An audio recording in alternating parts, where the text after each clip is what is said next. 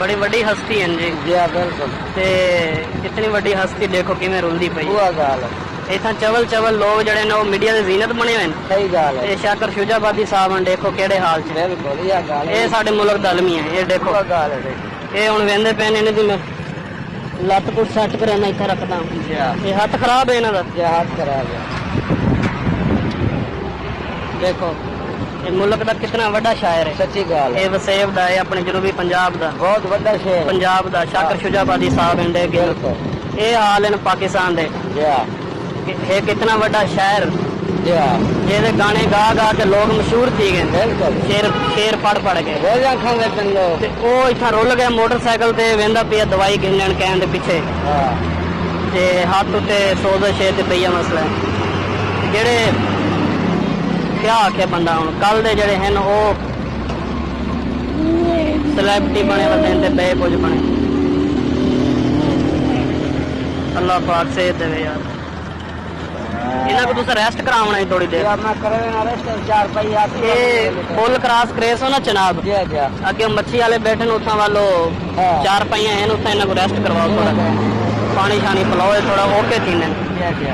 तुस आप क्या बंदे को पीछे बुलावना है ना। बस बंदा कोई भी आई कहना नहीं ये तो गलत ही की है। लाजमी क्या को बुलावना है। जब मैंने बंदा कहनी तुम्हारी नजर बंदा आने वाले मिले ना 3 बंदे होवो ना ये दरमियान जिवें मर्जी बैठा रहे तो कोई रस्सा ना बंदना पवे। केड़े हाल च ये साडे बस मुल्क दा बंदा क्या आखे इतना बड़ा नामवर शायर है इस इलाके दा पूरे पाकिस्तान दा। मारूफ सराइकी शायर शाकिर शुजाबादी को मोटरसाइकिल पर हस्पताल ले जाने की वीडियो सोशल मीडिया पर वायरल हो गई। सराइकी शायर शुजाबादी इंतहाई गुर्बत की जिंदगी गुजारने पर मजबूर हैं। इन्हें मोटरसाइकिल पर हस्पताल ले जाने की वीडियो सोशल मीडिया पर वायरल हो रही है जिसने उनके मद्दुओं को उदास कर दिया है। शाकिर शुजाबादी के बेटे का वालिद को मोटरसाइकिल पर ले जाने के हवाले से कहना है कि वालिद की हालत खराब होने पर हकीम के पास लेकर गया। उन्होंने बताया कि इतनी आमदनी नहीं कि वालिद को टैक्सी पर अस्पताल ले जाएं।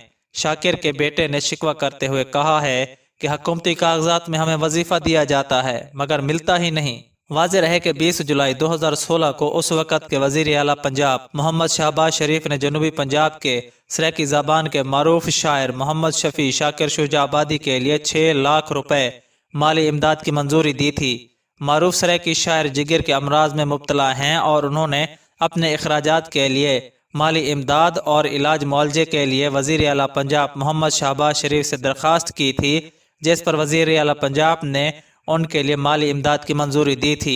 ये रकम एक अकाउंट में रखी जाएगी और इसकी माहाना आमदन शायर मोहम्मद शफी शाकिर शुजाबादी को मिलेगी जिससे वो अपने अखराजात पूरे कर सकेंगे। वज़ीर आला पंजाब की हिदायत पर शाकिर शुजाबादी के इलाज के लिए भी स्पेशल मेडिकल बोर्ड भी तश्कील दिया गया था और पंजाब हुकूमत मोहम्मद शाकिर शुजाबादी के इलाज मुआलजे के लिए तमाम अखराजात बर्दाश्त कर रही थी। शहबाज शरीफ ने कहा था कि जनूबी पंजाब से ताल्लुक़ रखने वाले मोहम्मद शफी शाकिर शुजाबादी सराइकी ज़बान के बड़े शायर हैं।